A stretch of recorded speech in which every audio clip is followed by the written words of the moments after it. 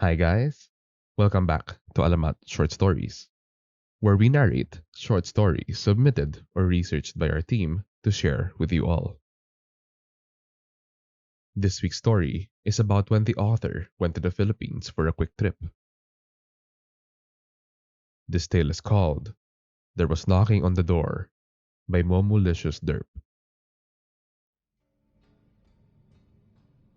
My uncle, who worked for a major airline, befriended a couple. The wife was Filipino and the husband was Japanese.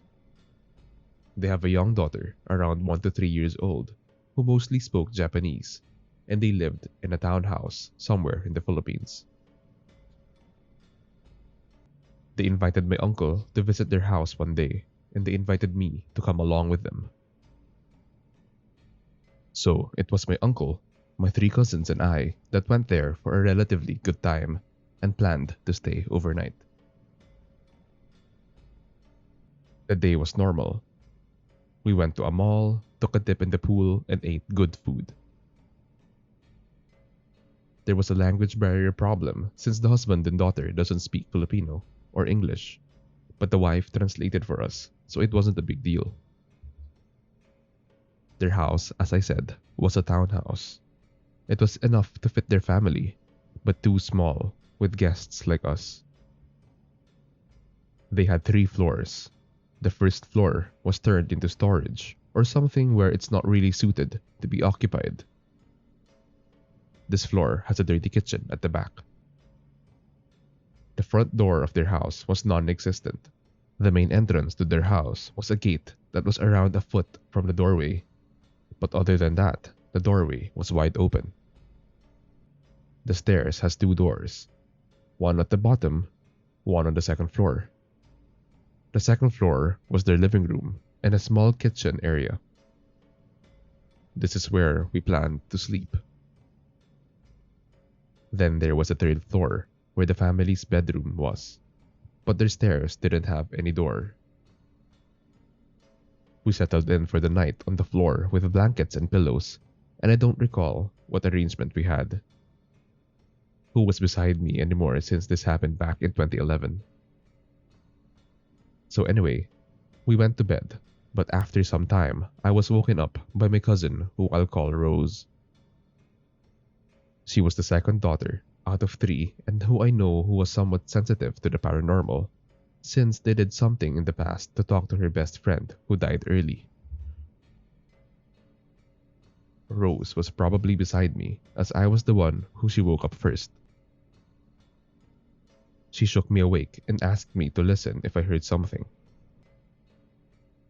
Groggily, I tried to listen for anything, and after a few minutes, I heard knocks on the door. Hearing that woke me up fully. She explained that she hasn't gone to sleep and was on the phone. It was past midnight and the knocking on the second floor door started, and that's when she freaked out and woke me up. The knocking was in 4 successions, with at least 2 to 3 seconds in between those 4, and then stopped. And after a minute or 2, it would start up again. The knocking didn't stop at all since she woke me up. It was not so loud, but solid and continuous, like a human was programmed to knock that way exactly the same. We were both scared, but didn't move to answer the door or ask who it was behind the door, since we both knew nobody could get in or was downstairs. And it was not somebody from outside, as there was no main door to the house. And the knocking came from the second door of the staircase. We woke up her older sister and asked her to listen. She stayed silent for a few seconds and tried to listen, to which the knocks came. But she said she didn't hear it and went back to sleep, pissed off, thinking we were playing with her. We also woke up her younger sister and she told us the same. Rose and I looked at each other in fear, and we just tried our hardest to go back to sleep, covering our ears.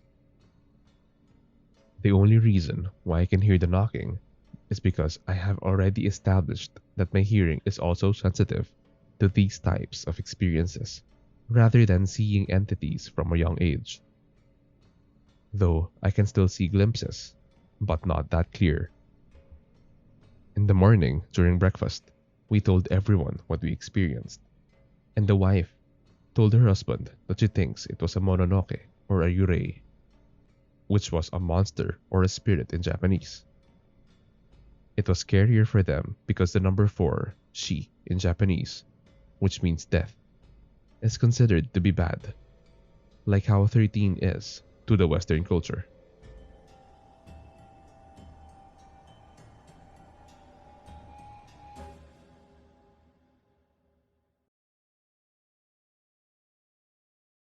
What do you guys think of this week's story? Have you experienced phantom knocking ever before? If you have, did you open the door? If you're enjoying the content, don't forget to like, subscribe, and share this channel to your friends and family.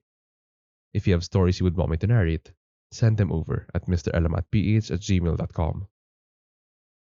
Salamat guys, and see you in the next one.